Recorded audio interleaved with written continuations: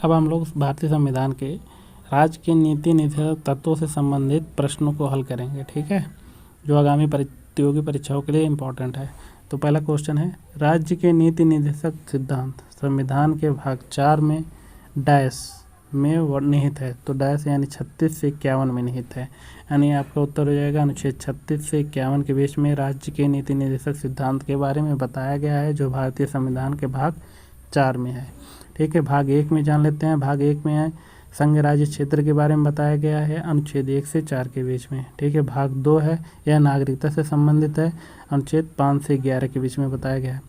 और भाग 3 जो है यह मौलिक अधिकारों है, जिसको मैग्ना कार्टा भी कहा जाता है, अनुच्छेद 12 से 35 के बीच में इसका वर्णन है। भाग 4 जो है यह है राज्य के नीति निर्देशक सिद्धांत है, 36 से 51 के बीच में वर्णन है। और भाग 4 क्या में मौलिक कर्तव्यों के बारे में वर्णन है, ठीक है, अनुच्छेद 51 क्या में जोड़ा गया है। दूसरा क्वेश्चन है, भारत की राजनीति के निर्देशक सिद्धांतों के संदर्भ में निम्नलिखित में से कौन सा वक्तव्य सही है, ठीक है। यह आपको बताना है कि कौन सा वाक्य सही है नीति निर्देशक के संबंध में। तो पहला है, सामाजिक व आर्थिक उन्नति के लिए ये राज्य को संबोधित किए गए कुछ निर्देश हैं। तो ये बिल्कुल सही है, सामाजिक व आर्थिक, ठीक है। और ये न्यायालय में परिवर्तनीय है, तो बिल्कुल गलत है। ये इसको लागू करने के लिए न्यायालय की शरण नहीं लिए जा सकते, तो यानी कि आपका उत्तर हो जाएगा केवल पी, ठीक है। देखिए एक चीज़ हम जान लेते हैं, प्रस्तावनाओं को लागू कराने के लिए न्यायालय की शरण नहीं लिया जा सकता है। फंडामेंटल राइट यानी मौलिक अधिकार जो है, इसको लागू करने के लिए न्यायालय की शरण लिया जा सकता है। जबकि डीपीएसपी जिसको कहते हैं डायरेक्टिव प्रिंसिपल स्टेट पॉलिसी यानी राज्य की नीति निर्देशक सिद्धांत जो है, इसको लागू करने के लिए आप न्यायालय की शरण नहीं ले सकते हैं। और एफडी मतलब फंडामेंटल ड्यूटी यानी मौलिक कर्तव्य को भी लागू करने के लिए आप न्यायालय की शरण नहीं ले सकते हैं। केवल एक ही है, फंडामेंटल राइट यानी मौलिक अधिकारों को लागू कराने के लिए आप न्यायालय की शरण ले सकते हैं। भारत के संविधान में उल्लिखित निम्न में से कौन सा अधिकार मानव अधिकारों को सार्वभौमिक घोषणा उल्लिखित नहीं करता है। बता रहा है कि कौन सा अधिकार जो है मानव सार्वभौमिक घोषणा के अधिकार उल्लिखित नहीं करता है। तो यह पहला है समान नागरिक संहिता, अनुच्छेद 44 में इसका वर्णन है डीपीएसपी में, ठीक है। दूसरा का क्या है, जंगलों का संरक्षण सुधार और सुरक्षा, अनुच्छेद 48 के में वर्णन है डीपीएसपी में। तो ये दोनों हो गए, ठीक है, दोनों नहीं वर्णन करते हैं, ठीक, अधिकार मानोगे। अब चौथा क्वेश्चन है, भारतीय संविधान का कौन सा अनुच्छेद यह कहता है कि राज्य देश के पर्यावरण के संरक्षण एवं संवर्धन का और वन तथा वन्य जीवों की रक्षा करने का प्रयास करेगा। तो यह कौन सा कहता है, अनुच्छेद 48 के, ठीक है। तो 48 के संविधान में कब जोड़ा गया था, 42वें संविधान संशोधन 1976 के द्वारा जोड़ा गया था, ठीक है। और अनुच्छेद 36 में हम जान लेते हैं कि राज्य की परिभाषा के बारे में बताया गया है। और अनुच्छेद 12 में भी राज्य की परिभाषा के बारे में बताया गया है। अनुच्छेद 4 में बताया गया है कि जो 2 और 3 यानी अनुच्छेद 2 और 3 के तहत जो संविधान संशोधन किए जाएंगे, ठीक है, वह इसमें बताया गया है, वह संशोधन माना नहीं जाएगा, ठीक है। तो अनुच्छेद 4 जो है भाग 1 से संबंधित अनुच्छेद है। पांचवा क्वेश्चन है, भारतीय संविधान में मौलिक कर्तव्य को किस समिति की सिफारिश के आधार पर समाहित किया गया था। तो मौलिक कर्तव्यों को समाहित किया गया था डॉक्टर स्वर्ण सिंह समिति के आधार पर। अब जान लेते हैं डॉक्टर स्वर्ण सिंह समिति ने कितने मौलिक कर्तव्यों को सुझाव दिया था। तो इन्होंने 8 मौलिक कर्तव्य बताए थे, ठीक है। बाद में 10 मौलिक कर्तव्य हो गए थे, वर्तमान समय में 11 मौलिक कर्तव्य हैं, ठीक है। राजनीति के निर्देशक सिद्धांत से संबंधित कौन सा अनुच्छेद यह कहता है कि राज्य ग्राम पंचायतों को संगठित करने के लिए कदम उठाएगा और उनको ऐसी शक्तियाँ और प्राधिकार प्रदान करेगा जो उन्हें स्वायत्त शासन की इकाइयों के रूप में कार्य करने योग्य बनाने के लिए आवश्यक होंगे। तो यह कहता है, यानी ग्राम सीधे समझ जाइए कि राज्य की नीति निर्देशक सिद्धांत में ग्राम पंचायतों के बारे में कब वर्णन किया गया। तो अनुच्छेद 40 में इसका वर्णन है, ठीक है। आपको उत्तर हो जाएगा अनुच्छेद 40 में ग्राम पंचायतों के गठन के बारे में कहा गया था। और ये सुझाव महात्मा गांधी ने पहले ही दे दिया था। नीति निर्देशक सिद्धांतों में परिवर्तन के लिए एक संवैधानिक संशोधन की आवश्यकता होती है, जिसे निम्न के द्वारा पारित किया जाना आवश्यक है। तो किसके द्वारा पारित किया जाना आवश्यक है, तो संसद के दोनों सदनों द्वारा। ये भी सही है। संसद में उपस्थित 2/3 संसद सदस्यों का अनुमोदन और मतदान करने पर। तो बिल्कुल दोनों सही है, ठीक है, दोनों आपको उत्तर हो जाएगा। फिर 8वां क्वेश्चन है, थोड़ा क्वेश्चन टफ है, लेकिन समझ लीजिए अगर आप ये क्वेश्चन कर लेते हैं तो आपका नीति निर्देशक से सारे क्वेश्चन हो जाएंगे। भारत के संविधान की राज्य की नीति निर्देशक सिद्धांत निम्नलिखित विशेष रूप से कहा गया है।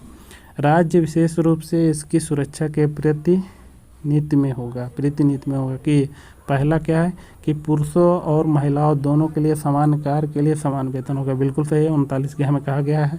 ठीक है।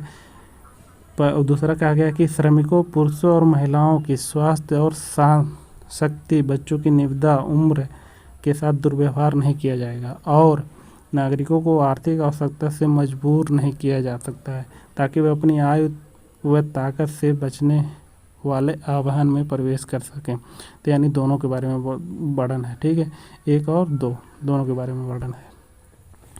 निम्नलिखित में से किसका भारत के मूल संविधान में राज्य की नीति निर्देशक सिद्धांत के रूप में उल्लेख नहीं किया गया है? तो किसका नहीं किया गया है जान लेते हैं। जैसे देखिए, इसका नहीं किया गया है। पर्यावरण की रक्षा करना और बेहतर राज्य का कर्तव्य है, इसका उल्लेख नहीं किया गया है। ठीक है, ये बेहतर राज्य का कर्तव्य है, इसका उल्लेख नहीं किया। इसका उल्लेख तो 48 क्या में 42वें संविधान संशोधन 1976 में किया गया है। ठीक है, मूल संविधान के 26 जनवरी पर, तो ये नहीं किया गया है। निम्न में से कौन सा राज्य नीति निर्देशक सिद्धांतों में नहीं कहा गया है? तो राज्य की नीति निर्देशक सिद्धांतों में कौन सा नहीं कहा गया है? शिक्षा का अधिकार। शिक्षा का अधिकार जो है 0 से 6 वर्ष के 45 अनुच्छेद 45 में कहा गया है। इसके लिए आंगनवाड़ी की व्यवस्था की गई है और ग्राम पंचायतों का गठन अनुच्छेद 40 में कहा गया है। तो आपका उत्तर केवल पी हो जाएगा। ठीक है, शिक्षा का अधिकार केवल पी में कहा गया है। ठीक, राज्य नीति निर्देशक सिद्धांत के बारे में कौन सा कथन सही है, गलत है? ठीक है, वे अदालत द्वारा लागू होते हैं, बिल्कुल गलत है। वे अदालत द्वारा लागू नहीं हो सकते हैं। कौन? राज्य के नीति निर्देशक सिद्धांत। ये आयरलैंड के संविधान से दिए गए निर्देशक सिद्धांतों से प्रेरित हैं, बिल्कुल सही है। ठीक है, यह राज्य के नीति निर्देशक सिद्धांत जो है आयरलैंड के संविधान से लिया गया, तो आपका उत्तर हो जाएगा पी। अब ये जान लेते हैं कि मौलिक अधिकार कहाँ से लिया गया है। मौलिक अधिकार अमेरिका से लिया गया है। ठीक है, और नागरिकता जो है भारत की एकल नागरिकता है वह कहाँ से लिया गया है? तो वह इंग्लैंड से लिया गया है। इंग्लैंड मतलब ब्रिटेन। और मौलिक कर्तव्य जो है वह है रूस, यूएसएसआर से लिया गया है, बहुत सोवियत संघ से। ठीक है, राज्य की नीति निर्देशक सिद्धांतों में कौन सा अनुच्छेद संबंधित नहीं है, यानी सही ढंग से मेल नहीं खाता है? तो आइए हम लोग जानते हैं कौन सा सही नहीं मेल करता है। तो देखिए, न्यायपालिका से कार्यपालिका पृथक्करण अनुच्छेद 47 बिल्कुल गलत। अनुच्छेद 50 में बताया गया है कि न्यायपालिका से कार्यपालिका का पृथक्करण अनुच्छेद 50 में बताया गया है। ठीक है,